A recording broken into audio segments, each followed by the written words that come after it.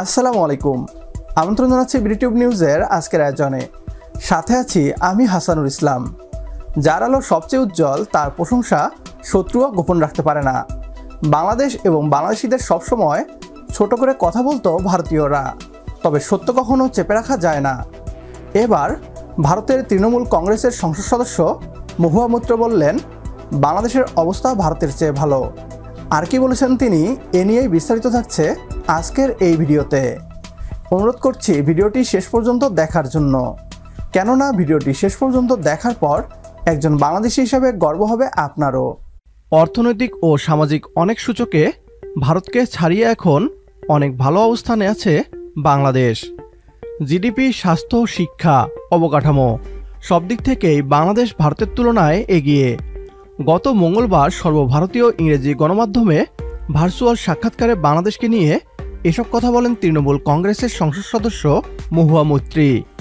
সাক্ষাৎকারের এক পর্যায়ে নারী সঞ্চালক যখন বাংলাদেশিদের অনুপ্রবেশ নিয়ে প্রশ্ন করেন, তখন রীতিমতো ক্ষিপ্ত হয়ে ওঠেন কৃষ্ণনগরের সংসদ সদস্য মহুয়া।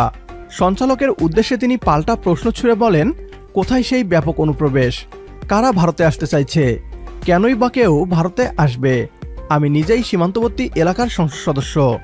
আপনি বলুন তো, এখনকার বাংলাদেশি কেন ভারতে থাকতে চাইবে?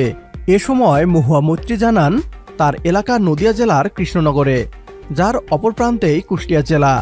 সেখানকার জিডিপি, স্বাস্থ্য ও মানব উন্নয়ন সূচক সহ অনেক দিকেই বাংলাদেশ এখন ভারতের চেয়ে ভালো করছে।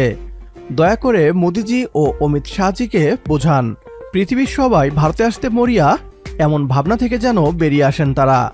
পশ্চিমবঙ্গের মুখ্যমন্ত্রী মমতা বন্দ্যোপাধ্যায় সম্প্রতি বিজেপি শাসিত রাজ্যগুলোতে বাংলা ভাষাভাষীদের উপর দমন পীড়নের অভিযোগ তুলেছেন। অপরদিকে বিজেপির দাবি, অনুপ্রবেশ রুখতেই এই কঠোরতা।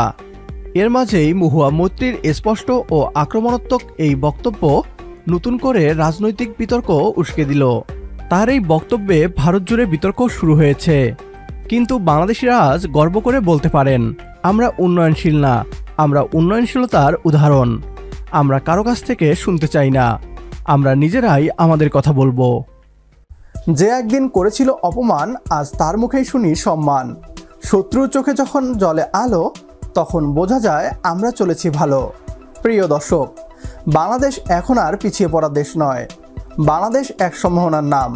তবে দুর্নীতিবাজ কর্মকর্তা এবং রাজনৈতিক নেতাদের জন্য কাঙ্ক্ষিত উন্নয়ন সম্ভব হয়নি। দেশপ্রেমিক মানুষের হাতে যদি থাকে দেশের দায়িত্ব, তাহলে বাংলাদেশও জায়গা করে নিতে পারে উন্নত দেশের তালিকায়। সকল প্রতিবন্ধকতা দূর করে এগিয়ে যাক বাংলাদেশ, এই প্রত্যাশায় শেষ করছি আজকের আয়োজন। তো দেখা হচ্ছে পরের ভিডিওতে।